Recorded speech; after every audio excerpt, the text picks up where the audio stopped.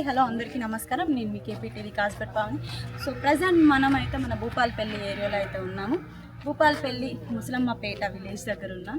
So ఇక్కడ tribal area ఇదంతా. వీళ్ళందరూ కోయలంట, కోయలని చెప్తున్నారు. సో వీళ్ళకి ఎలాంటి సౌకర్యం ఉంది, ఇక్కడ వాటర్ ఫెసిలిటీ కానీ ఎలా ఉందో తెలుసుకుందాము. సో వచ్చేసండి మీరు. నమస్కారం అండి. నమస్కారం. మీ పేరు? ఓకే. ఈ ఊర్లో ఎంతమంది ఉంటారండి? ఈ ఊర్లో 40 మంది దాకా. 40 మంది. ఈ ఊరు పెద్ద మనుషులు గారు వంశం.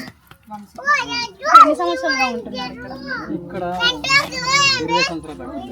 20 సంవత్సరాలు. మరి ఇక్కడ కరెంట్ ఫెసిలిటీ, వాటర్ ఫెసిలిటీ, నీళ్లు కానీ బడి కానీ అవన్నీ ఉన్నాయా? అంగన్వాడీ గిట్ల ఉన్నాయి కానీ కరెంట్ అయితే లేదు. ఎన్ని సంవత్సరాలుగా కరెంట్ లేదు? అప్పటి నుండి ఇప్పటి కూడా లేదు. ఇప్పుడు 20 సంవత్సరాల నుంచి. 20 సంవత్సరాల నుండి లేదు. ఎందుకు మరి ప్రభుత్వంకి తెలియజేస్తలేరు? మీకు ఇక్కడ కాన్స్టిట్యున్సీ ఎవరండి? ఇక్కడ కొంచెం అడవిలా గుడిసెలు వేసిందని కొంచెం ఫారెస్ట్ భూమి కరెంట్ లేదు. ఫారెస్ట్ భూమి అని. మీకు ఓట్లు ఉన్నాయా? ఉన్నాయండి. మరి ఓట్లు ఉన్నప్పుడు కరెంట్ వేపియాలి, నల్ల పైపులు ఉండాలి కదా? ఉండాలి కానీ ఎత్తలేరు. వేస్తలేరా? ఇప్పుడు నీళ్ళకి ఎక్కడి నుంచి తెచ్చుకుంటారండి? వాగు. వాగు నుంచి. ఎంత దూరం ఉంటుంది ఇక్కడ నుంచి వాగు? ఇక్కడ నుండి కిలోమీటర్ ఉంటుంది. ఇక్కడ నుంచి కిలోమీటర్ నుంచి తెచ్చుకుంటారా? అయ్యో, అంత దూరం వెళ్ళాలంటే ఎట్లా? అంటే సైకిల్ మీద వెళ్తారా, బండ్ల మీద వెళ్తారా? నడిచే పోతారు. ఎందుకు మరి ఇప్పుడు మీరు ఎవరికి వేసారు ఈసారి ఓట్లు? ఓట్లు ఎవరికి టీఆర్ చేసినా, మీ కొంతమంది కాంగ్రెస్ చేసినా, ఎవరు కూడా మా చూస్తలేరు. ప్రజెంట్ ఇప్పుడు మీ కాన్స్టిట్యున్సీ లీడర్ ఎవరు? మా లీడర్ ఇక్కడ సీతక్క ఉన్నది కానీ సీతక్క నిన్న మొన్న సాయం చేస్తుందో చేయదు. నిన్న మొన్ననేనా? అంటే ఎన్ని సంవత్సరాలు అవుతుంది సీతక్క వచ్చి మీ ఏరియా? ఇక్కడ నుండి 9 నెలలు. 9 నెలలు అవుతుంది ఇక్కడ. మరి సీతక్క దగ్గర పోయి ఒక చిన్న లెటర్ పెట్టుకొని మరి మాకు నీళ్లు లేవు అని చెప్పొచ్చు కదా, మీరు అందరు కలిసి కూడా అందరు కలిసి. మొన్న సర్వే చేసిన నిజమో అబద్ధమో మాకు కూడా తెలియదు. ఇప్పుడు మీకు నీళ్లు లేవు, నీళ్ళు ఇవ్వమని చెప్పాలి. కరెంట్ లేదు, కరెంట్ వేపిమని చెప్పాలి. మీకు ఓట్లు ఉన్నాయి, మళ్ళీ మీకు చిన్న పిల్లలు ఉన్నారు ఇక్కడ. పాములు చిన్న ఏవైనా ఉంటాయి కదా, అవన్నీ మీకు కూడా ప్రమాదమే కదా. మరి నీళ్ళు ఇక్కడ మంచిగా ఉంటాయా? మరి ఎంతవరకు చదువుతున్నారు? మేము ఏం చదవలేము. చదువు చెప్తామంటే అవతల చదువు పెడతామంటే పైసలు కట్టి చదివేయాలి. మేము పేదవాళ్ళం, ఏం చదివిస్తాం? అంటే మీరు ఏం పనికి పోతారు ఇక్కడ? ఇక్కడ ఏం పని, కూలి పని పోతాం.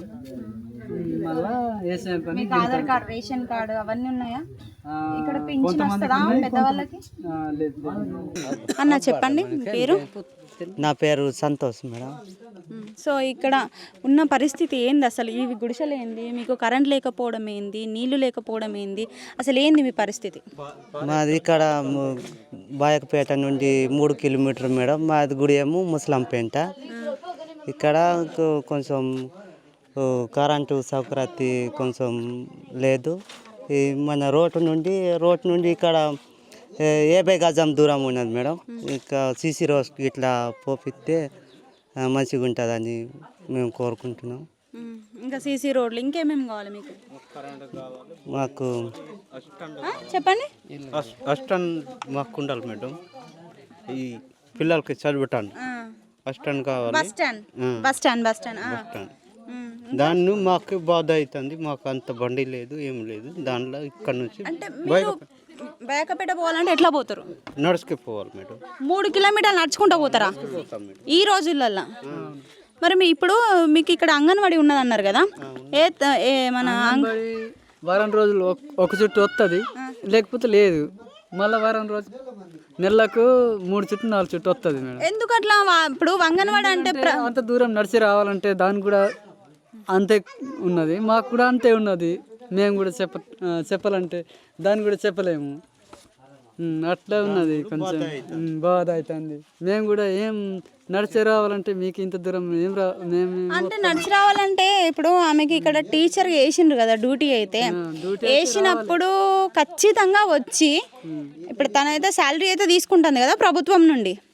తీసుకున్నప్పుడు తను ప్రతిరోజు వచ్చి మీకు చిన్నపిల్లలకి పాఠాలు చెప్పి వాళ్ళకి ఏమేమి గుడ్లు పాలు వాళ్ళకి ఏమేమి వస్తాయి, వాళ్ళకి అవసరం వచ్చినాయి పాలు ఇట్లా ఏం రాలేదు మేడం.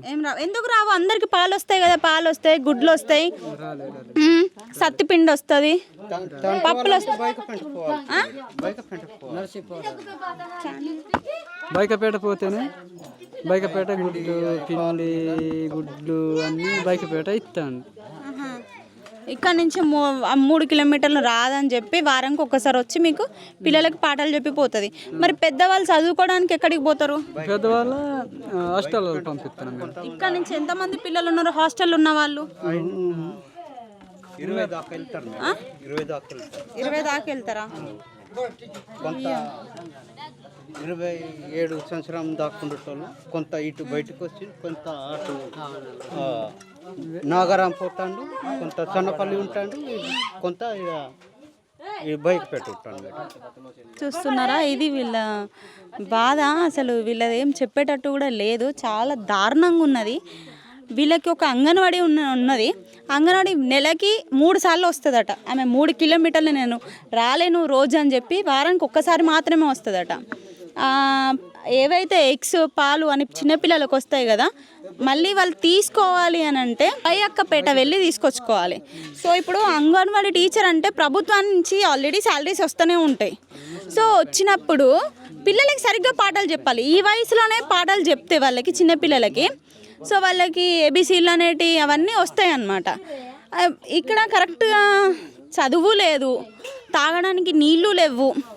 వీళ్ళు అనే వెలుగు అనేది వీళ్ళకి తెలియదు. పొద్దంతానే వెలుగు అంటే తెలుస్తుంది, సూర్యుడు ఏది కనబడ్డప్పుడు అంతసేపు మాత్రమే. ఇక సాయంత్రం అయితే వీళ్ళు ఒకరు మొగలు చూసుకోవాలంటే కష్టమే.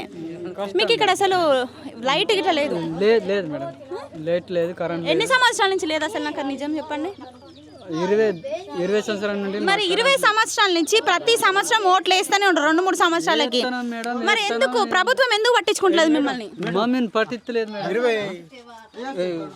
2009 నుంచి మాకు అంత 2009 నుంచి అంత నుంచి 9 అంటే పెంట ముస్లమ్మపేట 2009 నుంచి 2009 అవును సార్. అంటే ఇప్పుడు 15 సంవత్సరాలు ఇక్కడికి వచ్చి. ఈ 15 సంవత్సరాల నుంచి అక్కడ ఉన్నది కూడా కలిపి 2020 అయింది. అక్కడ ఉన్నాం, అక్కడ నుండి ఇక్కడ వచ్చినాం, పెద్ద ఊర్లో ఉన్నాం. 3 సంవత్సరం ఉన్నాం, వీడికి వచ్చి 10 సంవత్సరం అయింది. ఇప్పుడు వింటున్నారా, 20 సంవత్సరాల నుంచి వీళ్ళు ఇప్పుడు ఇక్కడ ఇట్లా కరెంటు లేక నీళ్లు లేక ఉంటా అంటే ప్రభుత్వం ఎందుకు వీళ్ళని పట్టించుకుంటలేదు? వీళ్ళకి ఓట్లు ఉన్నాయట, వీళ్ళకి రేషన్ కార్డు ఉన్నాయి, పెన్షన్ ఉంది, ప్రతి ఒక్కటికి వీళ్ళు అర్హులే. సో వీళ్ళకి ఎందుకు ప్రభుత్వం సాయం చేయట్లేదని నేనైతే ఖచ్చితంగా ప్రశ్నిస్తున్నా. ఏం పేరు అక్క? నీ పేరు? భద్రమ్మ. ఎంతవరకు చదువుకున్నావమ్మా? ఏమైనా చదువుకున్నావా? లేదు మేడం. లేదా? మీ సొంతూరు ఎక్కడ? మా సొంతూరు ఏటునగరం. అంటే మీ హస్బెండ్ వాళ్ళు ఇక్కడ ఉంటారా? అంటే మీ ఆయన ఇక్కడ ఉంటారా? అవునా. మీరు ఏం పని చేస్తారమ్మా? కూలి పని చేస్తాం మేడం. కూలి పని చేస్తారా? ఏమవుతారు ఇక్కడ? మీ ఆయన ఉన్నారా? ఇప్పటిదాకా మాట్లాడారా ఎవరన్నా? ఎవరు లేరా? మీ ఆయన కూలి పనికే పోతాడా? కూలి పనికి పోతాం మేడం. మరి చెప్పండి అమ్మా, ఇక్కడ నీళ్ళు లేవంటున్నారు, బడి లేదంటున్నారు, మీకేం కావాలి అసలు? మాకు నీళ్ళు కావాలి, కరెంట్ కావాలి, బోరింగ్ కావాలి, మంచి రోడ్డు కావాలి, మాకు మంచి పిల్లలకి బడి కావాలి. అవునా. ఎన్ని రోజులు మరి మీకు ఓటు హక్కు ఉంది ఇక్కడ? ఉన్నది మేడం. మరి ఓటు హక్కు ఉన్నప్పుడు ఎందుకు అడగలేదు? ఫారెస్ట్ వాళ్ళే ఇబ్బంది చేస్తారు మేడం. ఫారెస్ట్ వాళ్ళు ఎవరు? ఫారెస్ట్ వాళ్ళే ఇబ్బంది చేస్తున్నారా? ఎందుకు అట్లా? మీకు రేషన్ కార్డు ఉందా? మీకు బియ్యం వస్తాయని? ఏంది లేదా? మీకు హాస్పిటల్స్కి ఇట్లా ఇక్కడ ఉన్నాయా? హాస్పిటల్కి దగ్గర లేదు మేడం. ఎన్ని కిలోమీటర్లు పోవాలి? 3 కిలోమీటర్లు పోవాలి. అయ్యో, మరి ఇంత కష్టం ఉండి కూడా ఎందుకు ఇప్పటివరకు మీరు ప్రభుత్వానికి చెప్పుకుంటలేరు చెప్పండి? ఇక్కడ మీకు కాన్స్టిట్యున్సీకి హెడ్ ఎవరు? అంటే మీరు ఎవరు ఓట్లు వేసిండ్రు? మీ దగ్గరికి ఎవరు వచ్చి నన్ను గెలిపించని నన్ను అడుగుతారు కదా? సీతక్క చేస్తలేదు ఇవన్నీ? చేస్తలేదు మేడం. చేస్తలేదా? ఎన్ని సంవత్సరాలు అవుతుంది సీతక్క మీ అంటే ఈ ఏరియాకి కాన్స్టిట్యున్సీకి వర్క్ చేయబట్టి? తెలియదు మేడం. అది తెలీదా? పెద్దవాళ్ళకే తెలుస్తుంది. ఓటుకి వచ్చిండ్రా ఇక్కడికి? ఇచ్చారు ఏమైనా డబ్బులు ఇచ్చిండ్రా ఓట్లు ఏమని చెప్పి? 500 ఇచ్చింది మేడం. 500 ఇచ్చిండ్రా? అంటే సీతక్క అందరికి బాగానే చేస్తుందని చెప్తుంది కదా అందరికీ. అంటే సీతక్క నుంచి మీకు మీ ఊరికి ఎటువంటి సాయం అందలేదా? అందలేదు మేడం. ఇక్కడ ఎంతమంది చిన్న పిల్లలు ఉంటారమ్మా అందాదా నీకు తెలిసినంత వరకు? చిన్నపిల్లలు మేడం ఉంటారు చాలామంది. ఈ అంగన్వాడీ టీచర్ ఎప్పుడెప్పుడు వస్తుందమ్మా? అంటే వారం ఒకసారి వస్తుంది. వారానికి ఒకసారి వస్తుందా? వారానికి ఒకసారి వస్తుంది. 2 వారాలు ఒకసారి, నెలకు ఒకసారి వస్తుంది. వస్తే రాకుంటే రాదు, వస్తే వస్తుంది, రాకుంటే రాదు, అంతే. వింటున్నారా? ప్రభుత్వం దీన్ని పట్టించుకోవాలి. మీ అంగన్వాడీ టీచర్ పేరు? కల్పన. ఓకే, ఇది కల్పన గారు వింటున్నారా? మీ పేరమ్మా? భద్రమ్మ చెప్తుంది మీ మీద కంప్లైంట్ అనుకోండి, లేకపోతే ఏమైనా అనుకోండి. మీరు వారంకి ఒక్కసారి వస్తారట, మీకు వీలున్నప్పుడు నెలకు ఒక్కసారి వస్తారట.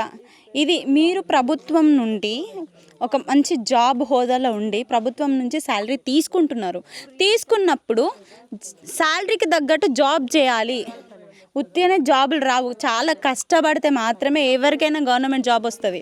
సో చిన్న పిల్లలు చాలామంది ఉన్నారు, వీళ్ళకి చదువు చెప్పాలంటే ఎంత ఇష్టం అనిపిస్తుంది. వీళ్ళకి కరెంటు సౌకర్యం, వాటర్ సౌకర్యం, చదువుకోవడానికి స్కూల్ కానీ ఇవన్నీ అందించాలని కోరుకుంటూ మీ KPTV కాజ్బెట్ పావని.